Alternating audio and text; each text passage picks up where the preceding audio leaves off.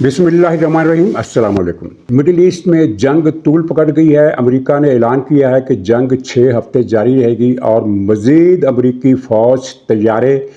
और हथियार middle east पहुंचना शुरू हो गए हैं। और साथ ही अमेरिका ने ये ऐलान किया है कि इशारा किया है कि अमेरिकी फ़ौज, बर्री फ़ौज ईरान की सरज़मीन पर उतर सकती है। इससे पहले किसी अमेरिकी सदर ने या ट्रंप ने भी ये इम्कान ज़ाहिर नहीं किया था। और इस इम्कान के ज़ाहिर करने से ये पता चलता है कि अमेरिका इस बारे में कोई फ़ैसला कर चुका है। दूसरी तरफ पूरा मिडिल ईस्ट महसूर होकर रह गया है और जितने भी खलीजी ममालिक हैं इनके फ़ज़ाई और ज़मीनी रास्ते बंद हैं और इनके शहरी एक ऐसे खौफ में मुब्तला हो गए हैं जिसका तजर्बा उन्हें पहले नहीं था। और साथ ही ये इंकशाफ भी सामने आया है कि ईरान के पास मिज़ाइलों की क़ुव्वत जो है वो अब आधी रह गई है। आधी से ज़्यादा मिज़ाइल क़ुव्वत इनकी ख़त्म हो चुकी है, या तबाह की जा चुकी है, या कुछ ये इस्तेमाल कर चुके हैं। तो अब ईरान के पास कितने मिज़ाइल बाकी हैं जो वो इस्तेमाल करेगा। और एक अली लारीजानी जो इस वक्त आर्जी तौर पर ईरान के असल हुक्मरान तस्वर किए जाते हैं, एक अजीबोगरीब बयान दिया है और उन्होंने गोया इशारा दिया है कि ईरान इस्लामी इनकलाब के नारे से पीछे हट रहा है। और साथ ही पाकिस्तान में जो गिलगित और शकरदू में खूनी फसादात हुए उनके, और कराची में जिनमें कोई 25-26 अफराद मारे गए, उसके बारे में वो शैतानी मौलवी जो नासिर अब्बास है उसने एक झूठ बोला है। इस झूठ की क्या तफसील है और अपने असल मंसूबे में नाकामी के बाद अब ये खबीस मौलवी सांप की तरह बल खा रहा है। पाकिस्तान को नुकसान पहुंचाने का इसका जो एजेंडा है वो पूरा नहीं हो रहा। तो आगाज़ करते हैं कि इस वक्त की सूरत हाल क्या है। और मैं आपको ये बताऊं कि कुछ खबरें हमारा सोशल मीडिया, क्योंकि हमारा जो इलेक्ट्रॉनिक मीडिया है वो तो फिर भी किसी न किसी हद तक ज़िम्मेदारी से रिपोर्टिंग कर रहा है, लेकिन सोशल मीडिया पर झूठ की भरमार है। मसलन कल तकरीबन 10-12 से ज़्यादा ऐसे यूट्यूब चैनल और फिर ट्विटर पर बेशुमार पोस्टें इस तरह की आई कि जैसे सऊदी अरब की सबसे बड़ी ऑयल रिफाइनरी को नेस्तो नाबूद कर दिया गया है, वो जलकर राख हो गई है और उसका कुछ नहीं बचा। हकीकत कुछ इस तरह की थी कि ईरान ने उस पर कुछ ड्रोन तैयारे भेजे थे जो हिट करने से पहले ही गिरा दिए गए। उनका कुछ मलबा रिफाइनरी के शुमाल मशरकी कोने में गिरा और वहां आग लग गई, जो चंद ही मिनट के बाद बुझा दी गई और रिफाइनरी को किसी भी इस तरह का कोई काबिल ज़िक्र नुकसान जिसे कहा जा सके कि नहीं पहुंच सका। रिफाइनरी का एक किनारे वाला हिस्सा जो था वहां आग लगी और वो कोई बहुत बड़ी आग नहीं थी, अलबत्ता उस आग से जो धुएं के बादल निकले वो काफ़ी बड़े थे। और ये जो रिफाइनरी है ये सऊदी अरब की अकेली रिफाइनरी नहीं है। सऊदी अरब में ऐसी 12 रिफाइनरियाँ हैं, यानी सऊदी अरब की सबसे बड़ी 12 रिफाइनरियों में से ये एक थी, रासत तनूर जिसे कहते हैं। और ये वो जो जजीरा की हुकूमत है, एक जजीरे पर, बहरीन जजीरा पर जो हुकूमत है, तो बहरीन जजीरे के बिल्कुल अपोजिट चंद मील फासिल पर ये सऊदी साल पर एक बड़ी रिफाइनरी है। और सऊदी अरब की ज़्यादातर रिफाइनरियाँ सऊदी अरब के मशरकी हिस्से में हैं, कुछ तो खलीज फ़ारस के साहिल पर है, उसकी कोस्ट लाइन पर है, और कुछ रियाज के पास है, और 3-4 रिफाइनरियाँ इनकी मगरब में बहरा कुल्ज़म के साहली इलाकों में हैं। और उन 12 में से एक रिफाइनरी है जहां वक्ती तौर पर इसको हिफाजती इंतज़ामात के तौर पर बंद किया गया, लेकिन फिर इसको खोल दिया गया। लेकिन हमारे यहाँ सोशल मीडिया ने ये तासुर क्या, ये ख़बर के तौर पर इसे नशर किया कि पूरी रिफाइनरी जल कर राख हो गई है और वहाँ अब कुछ बचा नहीं है। तो ये इस तरह की जो मुबालगा अमेज़ी है, ज़ाहिर है कुछ तो इसके पीछे शरपसंदी भी मुलव्वस होती है और कुछ ये ख्वाहिश के ऐसे थंबनेल लगाएंगे तो यूट्यूब की व्यूवरशिप ज़्यादा होगी, ज़्यादा पैसे आएंगे, तो ज़्यादा पैसों के लिए ये एक झूठ बोला जा रहा है। और एक झूठ नहीं बल्कि बहुत सारे झूठ बोले जा रहे हैं। जैसा कि कुवैत में 3 अमेरिकी जहाज़ तबाह हुए, जो कि अमेरिका का एक बड़ा नुकसान है। 3 अमेरिका के काफ़ी अरसे से कोई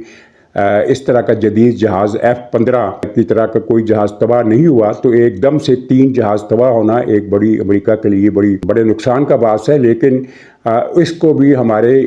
یوٹیوبر حضرات نے اس طرح نشر کیا کہ امریکہ کے بہت سارے طیارے ایران نے تباہ کر دیے، ایران نے ان میں سے کسی ایک طیارے کو بھی ہٹ نہیں کیا تھا۔ یہ کویت کا جو ڈیفنس سسٹم ہے جو کہ امریکہ نے اسے دیا ہے، لیکن اسے آپریٹ کویت والے کر رہے ہیں،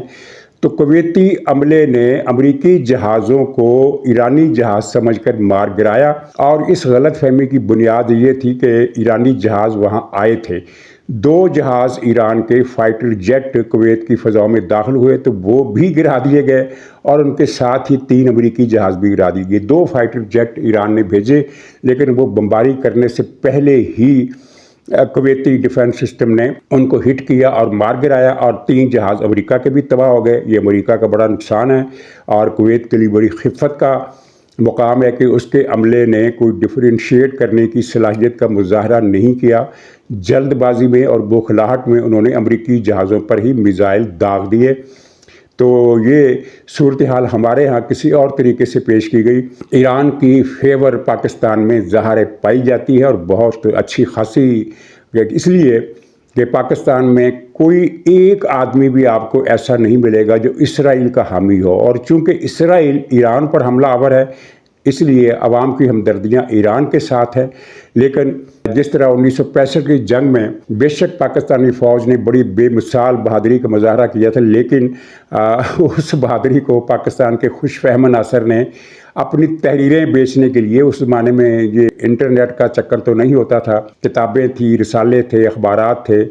تو ان میں پھر اس طرح کی چیزیں چھپتی رہیں کہ جناب راوی کے پل پر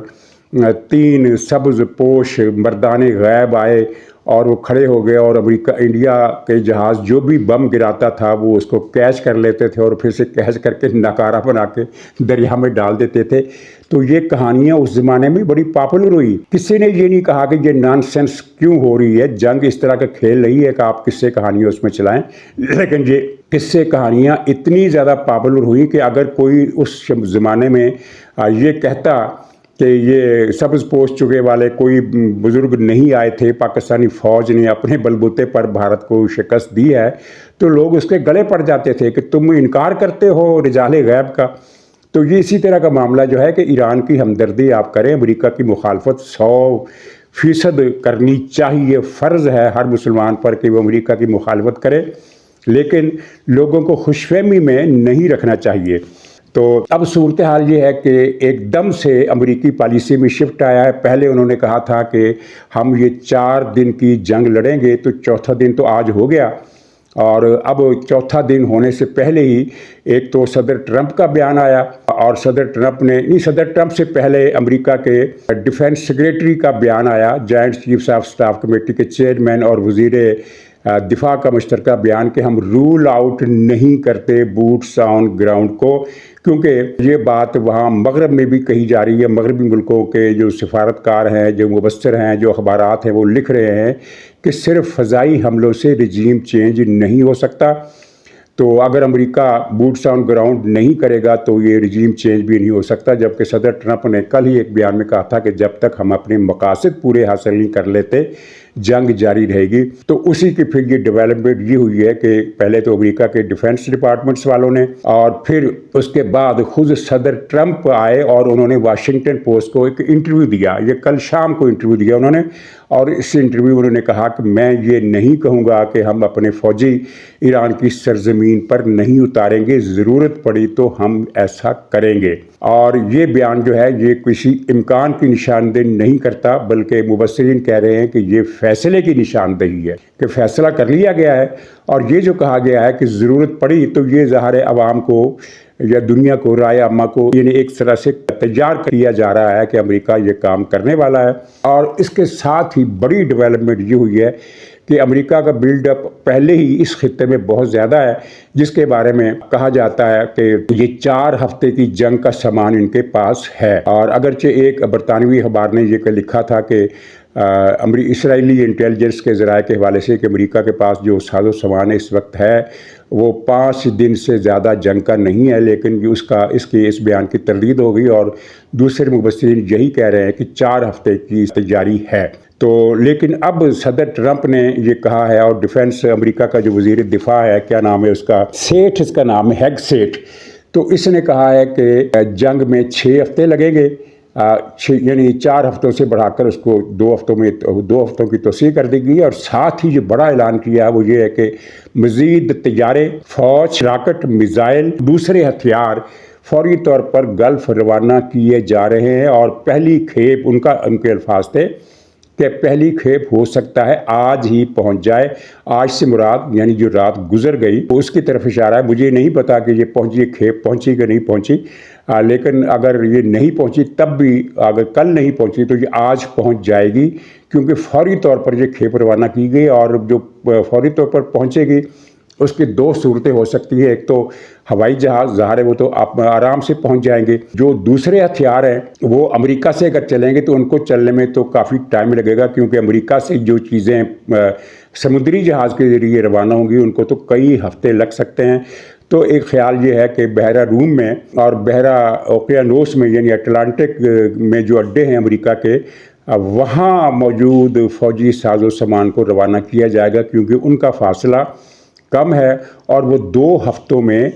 خلیج کے اندر پہنچ سکتے ہیں ہوائی جہازوں سے۔ قطع نظر جو بحری جہاز ہیں وہ 2 ہفتوں میں پہنچ سکتے ہیں، اور جو ہوائی جہاز ہیں وہ تو ڈے ٹو ڈے کی بنیاد پر پہنچ سکتے ہیں، اور ان کے میزائلوں کی کھیپ جو ہے وہ وہاں ان جہازوں کے ذریعے بھی جا سکتی ہے۔ تو اس کا مطلب یہ ہے کہ اب نہ صرف یہ ہے کہ جنگ کو پھیلانے کا، جنگ کا دائرہ وسیع کرنے کا، جنگ کا دورانیہ وسیع کرنے کا فیصلہ ہو گیا ہے، بلکہ مزید ہتھیار بھی اس میں ملوث ہوں گے، اور شاید 6 ہفتے امریکہ کی فوج ایران کے ساحلوں پر اتر جائے۔ اس سلسلے میں امریکہ نے ایرانی نیوی پر حملے شروع کیے ہیں، اور اطلاع یہ ہے کہ ایران کی جو مؤثر نیوی ہے، ویسے تو اس کے پاس جہازوں کی تعداد 100 سے زیادہ ہے، سمندری جہازوں کی تعداد،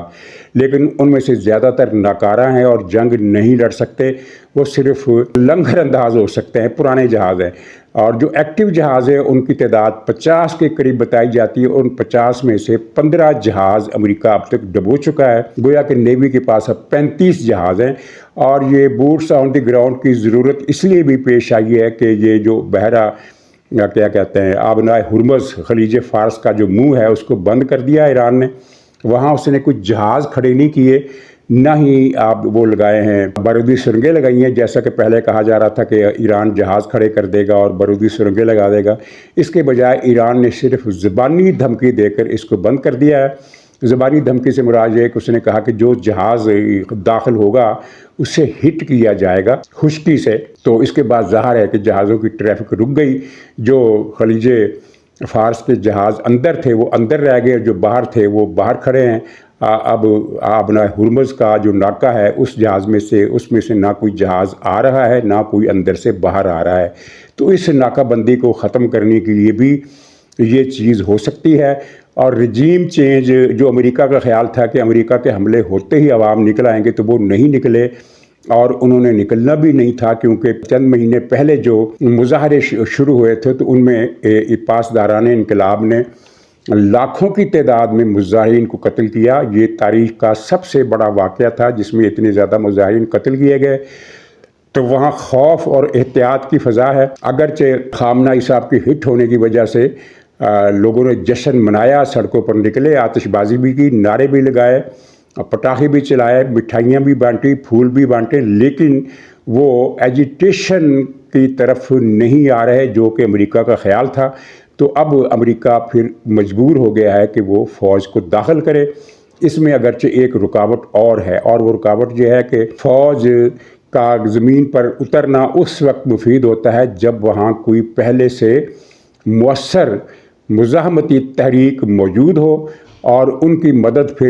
مدد سے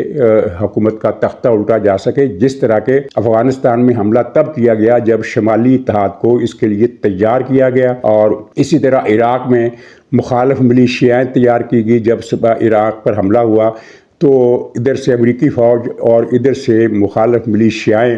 انہوں نے پھر صدام کا تختہ الٹا،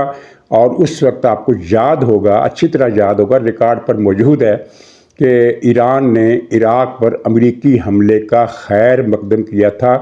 اور مسلمان ملکوں میں واحد ملک ایران تھا جس نے امریکی حملے کا نہ صرف خیر مقدم کیا تھا بلکہ امریکہ کا ساتھ دیا تھا، اور اپنی ملیشیائیں امریکی فوج کی مدد کے لیے بھیجیں، اور امریکی فوجیں اور ایرانی ملیشیائیں مل کر پرو صدام فورسز کا مقابلہ کرتی رہیں۔ تو اب یہاں ایران میں بہت بڑی مزاحمتی تحریک غیر مسلح حد تک تو موجود ہے، لیکن مسلح تحریک موجود نہیں ہے۔ اس گیپ کو امریکہ کیسے پر کرے گا، اس کو ابھی دیکھنا باقی ہے۔ دوسری طرف ایران کے حملوں سے جو اسرائیل پر بھی کر رہا ہے اور مڈل ایسٹ کے ممالک پر بھی کر رہا ہے، اس کے نتیجے میں جو تباہی آئی ہے اس کی تفصیل یہ ہے کہ تل ابیب میں، صرف تل ابیب کے شہر میں، جو اسرائیل کا سب سے بڑا شہر ہے، اور اگرچہ وہ دارالحکومت اب نہیں رہا، لیکن عملاً اب بھی اس کو نفسیاتی، معاشی، سیاسی طور پر اسرائیل کا دارالحکومت تل ابیب ہی کو تصور کیا جاتا ہے۔ تو وہاں ایرانی حملوں سے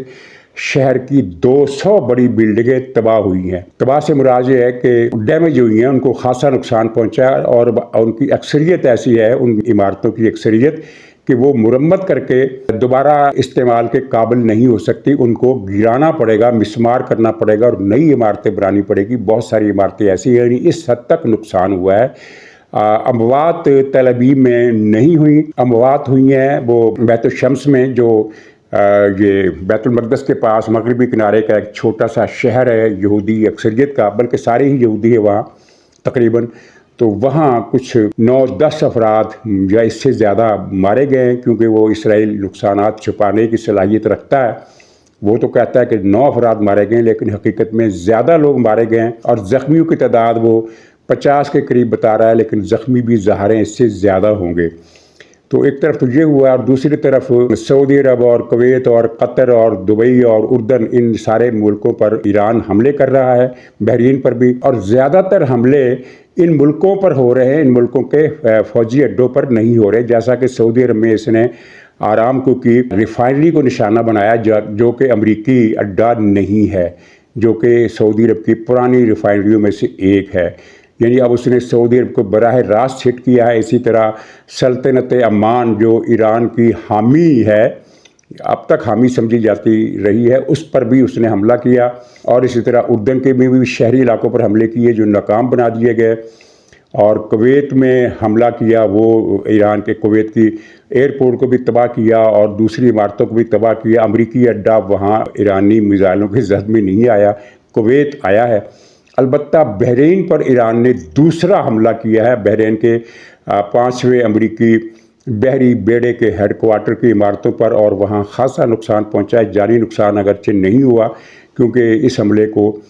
سامنے رکھتے، یعنی حملے کی توقع کے پیش نظر وہاں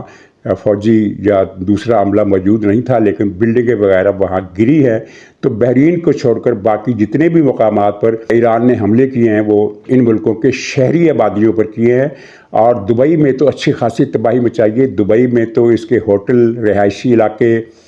کالونیاں، اور دبئی جو شیطانوں کی اس دور میں سب سے بڑی جنت تھی، وہ عملاً اجڑ کر رہ گئی ہے۔ چلیے کسی بہانے یہ جنت اجڑی تو صحیح، جو شیطانی سرگرمیوں کا مرکز تھی۔ پاکستان اور انڈیا کے بڑے بڑے شیطان یہیں جا کر پراپرٹیز خرید رہے تھے، بھاری سرمایہ کاری کر رہے تھے، اور یہاں کے ہوٹلوں میں وہ قیام کرتے تھے۔ تو اب وہ یہ سارا معاملہ ان کے لیے ایک ڈراؤنا خواب بن گیا ہے، اور اب دبئی میں ویرانی سی چھائی ہے۔ اور جیسا کہ میں نے کل بھی کہا تھا کہ بہت مشکل لگتا ہے کہ جنگ کے بعد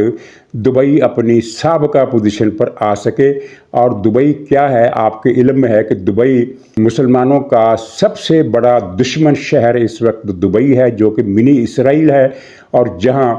پاکستان کے خلاف بھی سازشیں ہوتی ہیں، ایران کے خلاف بھی سازشیں ہوتی ہیں، سعودی عرب کے خلاف بھی سازشیں ہوتی ہیں، مصر، لیبیا اور سوڈان کے خلاف بھی سازشیں ہوتی ہیں، یعنی مسلمان ملکوں میں خانہ جنگی کے لیے دبئی کا نہیان جو ہے وہ بے پناہ پیسہ خرچ کر رہا ہے۔ تو اب اس کا زوال تیز ہو گیا ہے۔ زوال شروع ہوا تھا جب یمن میں اس کو مار پڑی تھی، اور جب سوڈان میں اس کو مار پڑی تھی، اور وہاں سے بھی یہ بھاگا ناہیان۔ تو اب اس کے بھاگنے کا جو معاملہ ہے وہ سمٹاؤ کی طرف چل پڑا ہے۔ تو دیکھیے کیا ہوتا ہے۔ اچھا، دوسری طرف جو انٹیلیجنس رپورٹیں ہیں وہ یہ بتا رہی ہیں کہ ایران کے پاس میزائلوں کی کل تعداد 2500 ہے۔ یعنی اس سے پہلے جو خبریں آتی رہی ہیں کہ اگر امریکہ یا اسرائیل نے ایران پر حملہ کیا تو ایران پہلے ہی حملے میں 2 سے لے کر 6000 تک میزائل پہلے ہی بچھاڑ میں مار دے گا۔ تو وہ ایک جنگی حکمت عملی کے تحت یہ خبر فیڈ کی گئی تھی۔ ایران کے پاس اتنے میزائل نہیں ہیں کہ وہ 2000 کی بچھاڑ ایک ہی دم میں کر سکے۔ اس کے پاس میزائلوں کی کل تعداد 2500 تھی۔ اب چونکہ انٹیلیجنس جو ہے یہ کمال کی ایک حیرت انگیز اور صدمہ انگیز بات یہ ہے کہ یہ انٹیلیجنس ان ملکوں کی اپنی نہیں ہے، اسرائیل کی یا امریکہ کی، بلکہ ایران کے اداروں کے اندر اسرائیل کے مخبر، امریکہ کے مخبر بڑی تعداد میں موجود ہیں، اور وہ ایرانی نسل کے ہیں، مسلمان ہیں، کسی دوسرے ملک کے بھیجے ہوئے نہیں ہیں، اور وہ اندر سے ہر چیز کی اطلاع دیتے ہیں۔ اور اطلاعات کے پھر بہت سارے ذریعے ہوتے ہیں جو آپس میں ایرانی حکام جو ٹیلی فون کرتے ہیں، جو پیغامات کا تبادلہ کرتے ہیں، جو کمپیوٹر کے ذریعے، واٹس ایپ کے ذریعے تو خیر وہ استعمال نہیں کرتے، لیکن کمپیوٹر، ای میل، کوڈڈ زبان میں وہ چیزیں ایک دوسرے کو میسیج کرتے ہیں اور ٹیلی فونک گفتگو، تو ان سب سے کو جوڑ کر جو رپورٹ بنائی جاتی ہے وہ ہوتی ہے انٹیلیجنس رپورٹ۔ اور انہی مخبروں کی وجہ سے امریکہ کو یہ پتہ چلا، اسرائیل کو یہ پتہ چلا کہ آج یعنی جب پہلے دن جب حملہ ہوا ہے کہ ایران کی ساری قیادت خامنئی کے کمپاؤنڈ میں اجلاس کرنے والی ہے، اور اجلاس کا ٹھیک ٹائم بھی ان کو بتا دیا گیا تھا۔ یہاں تک کہ پھر جب اس مخبری پر بمباری ہوئی تو بمباری کے بعد جب خامنئی کی جو میت تھی ملبے کے نیچے سے نکالی گئی تو اس کی تصویر جو بنی وہ بھی فوراً ہی صدر ٹرمپ کو بھیج دی گئی موبائل فون کے ذریعے۔ تو اندازہ کریں کہ مخبری کا وہاں نظام کتنا طاقتور ہے۔ تو بہرحال 2500 میزائل، بیلسٹک میزائل، ان میں یہ چھوٹے راکٹ ہوتے ہیں، وہ ظاہر ہے وہ تو ڈرون یا توپ کے گولوں کی صف میں آتے ہیں۔ تو جو بیلسٹک میزائل ہیں ان کی تعداد 2500 تھی، اور 2500 میں سے 1300 میزائل اب ایران کے پاس نہیں رہے، اور یہ میزائل مختلف لانچنگ پیڈز اور سٹورز میں جمع تھے جن کی تعداد 50 کے قریب بتائی گئی ہے، اور یہ پورے ایران میں پھیلے ہوئے تھے۔ پورے ایران سے مراد یہ ہے کہ مشرقی ایران تو تقریباً خالی اور بیابان ہے، مغربی اور جنوبی ایران جس کا ہدف اردن اور اسرائیل ہے، اور جنوبی ایران جس کا ہدف سعودی عرب، امارات، کویت، قطر اور بحرین ہے۔ تو یہ ان 2 علاقوں میں مرتکز تھے، 50 شہروں میں پھیلے ہوئے تھے، اور لانچنگ پیڈ بھی تھے، ان میں سٹور بھی تھے۔ تو ان کی بڑی مقدار اسرائیل نے پہلے 2 دن میں تباہ کی ہے، امریکہ نے اور اسرائیل نے، اور کچھ میزائل اسرائیل نے چلائے ہیں 3 دنوں میں۔ وہ تقریباً 300 میزائل چلا چکا ہے، بلکہ 300 سے کچھ کم۔ ایوریج جو روزانہ میزائل چلا رہا ہے ان کی تعداد اب تک جو بنتی ہے ایوریج، وہ 70-80 کے قریب بنتی ہے۔ 70-80 میزائل کا مطلب یہ ہے کہ اب ایران کے پاس 1200 میزائل ہیں۔ تو اگر وہ 70-80 کے حساب سے، روزانہ کے حساب سے چلاتا ہے تو اس کے پاس اب بھی 3 ہفتوں کی میزائل باری کے لیے ہتھیار موجود ہیں۔ وہ 3 ہفتے تک میزائل چلا سکتا ہے، اور ہم نے دیکھا ہے کہ وہ احتیاط کے ساتھ میزائل چلا رہا ہے۔ مثلاً اسرائیل میں جو میزائل بھیجتا ہے وہ ایک کھیپ 30 کی بھیجتا ہے، دوسری پھر 20-25 کی، اور کچھ میزائل پھر وہ ادھر مڈل ایسٹ میں بھیجتا ہے، اور مڈل ایسٹ میں اب اس نے میزائلوں کے بجائے ڈرون بھیجنے زیادہ شروع کر دیے۔ جیسا کہ یہ جو ریفائنری پر حملہ ہوا ہے اس میں میزائل استعمال نہیں کیے گئے، اس میں 4 ڈرون طیارے استعمال کیے گئے، 4 سے زیادہ ڈرون طیارے استعمال کیے گئے، جو سارے کے سارے وہاں ہٹ ہو گئے، اور کچھ میزائل انہوں نے ڈرون طیارے قطر میں بھی بھیجے ہیں۔ تو اب چوتھے دن ہم یہ دیکھ رہے ہیں کہ ایران کے میزائلوں کی تعداد تھوڑی کم ہوئی ہے، بھیجے جانے والے میزائلوں کی تعداد تھوڑی کم ہوئی ہے، اور ڈرون طیاروں کی تعداد بڑی ہے، اور ڈرون طیارے ایران کے پاس، ایران کی اپنی رپورٹوں کے مطابق 80,000، امریکہ اور اسرائیل کے مطابق 20,000 ڈرون طیارے ایران کے پاس موجود ہیں۔ 80,000 اور 20,000 میں فرق تو ہے، لیکن 20,000 ڈرون طیارے بھی بہت بڑی تعداد ہے۔ اگر یہ صحیح ہے تو یہ بہت بڑی تعداد ہے۔ تو اب ایران کے پاس جو ہے میزائل قوت کم ہوتی جا رہی ہے، اور اس کے پاسداران انقلاب اور فوجی مراکز بھی تباہ ہو گئے. نیوی کا ہیڈ کوارٹر بھی امریکہ نے تباہ کر دیا ہے، اور بری فوج کا ہیڈ کوارٹر بھی تباہ کر دیا ہے. تو اب جنگ جو ایران کر رہا ہے وہ کسی فوجی کمان کے تحت نہیں کر رہا، بلکہ جو ایک آٹومیٹک، جس کو محاورے میں کہتے ہیں نا کہ آٹو پر لگا دینا، ایک آٹومیٹک خود کار سسٹم جو ایران کا ہے کہ میزائلوں کے اڈوں کے کمانڈر اپنے طور پر فیصلے کر رہے ہیں. ان کے پاس صلاحیت بھی ہے اور ان کے پاس ساری کمپیوٹرائز ٹیکنالوجی بھی ہے کہ کس طرح اہداف کا تعین کرنا ہے اور کس طرح وہاں طیارے یا میزائل لانچ کرنے ہیں. تو یہ وہ میزائل یعنی پہلے سے طے شدہ پالیسی کے تحت از خود اختیارات کے تحت یہ کام کر رہے ہیں. ایران میں مرکزی کمان کا تصور ختم ہو چکا ہے، نہ نیوی، نہ بری فوج، نہ پاسداران انقلاب. تو مجموعی طور پر ایران کی سکت جو ہے وہ کم ہوتی جا رہی ہے. ادھر لاری جانی جو ایران کی نیشنل سیکورٹی کونسل کے سیکرٹری جنرل ہیں، اور جب تک نئے وہاں حکمران کا یعنی وہ ولایت فقیہ کا رہبر انقلاب کا تعین نہیں ہو جاتا، تب تک وہ علی لاری جانی ہی کو ایران کا حکمران سمجھا جا رہا ہے. تو انہوں نے کل ایک تقریر کی ہے اور بیان جاری کیا ہے. اس میں کہا ہے کہ باقی باتیں تو خیر وہی ہیں کہ ہم لمبی جنگ لڑیں گے اور امریکہ اور اسرائیل کو سبق سکھا دیں گے اور ان کو ناقابل تصور نقصان پہنچائیں گے، اس طرح کی باتیں تو وہ تو ٹھیک ہے، وہ تو سمجھ میں آتی ہیں. لیکن ایک بات انہوں نے کی کہ ہم ہر قیمت پر، یہ فقرہ سنیے گا، ہم ہر قیمت پر اپنی 6000 سال پرانی تہذیب کا دفاع کریں گے. یعنی وہ جو اسلامی انقلاب یا اسلامی ایران جو بھی ایک تصور انہوں نے دیا ہوا ہے اور جس کو وہ اون کرتے ہیں اور جس کو انہوں نے ماڈل بنا کر ایک نافذ بھی کر رکھا ہے، تو اس سے انہوں نے ڈیویشن کا اشارہ دیا اور 6000 سال پرانی تہذیب کی طرف چلے گئے ہیں، جو کہ ساسانی دور سمجھا جاتا ہے، اور جس کا پہلا دور آج سے 1400 سال پہلے قادسیہ کی جنگ میں ختم ہو گیا تھا، جب حضرت عمر فاروق کی فوج نے سعد بن وقاص جو تھا انہوں نے حملہ کیا وہاں. اور تھرڈ یزدگرد شاہ جو تھا، یزدگرد 3 بادشاہ اس نام کے آئے ہیں. جو تیسرا بادشاہ تھا یزدگرد سوئم، اس کی حکومت کا تختہ الٹ دیا تھا، اور پھر وہ اگرچہ مارا نہیں گیا تھا اس جنگ میں، فرار ہو گیا تھا، اور کچھ عرصے کے بعد ایک جگہ پھر کسی عرب نے اسے دیکھ لیا اور پکڑ کر مار دیا. تو یزدگرد کی حکومت ختم ہوئی تھی. تو اس کے بعد سے پھر یہ 6000 سالہ پرانی تہذیب کا تصور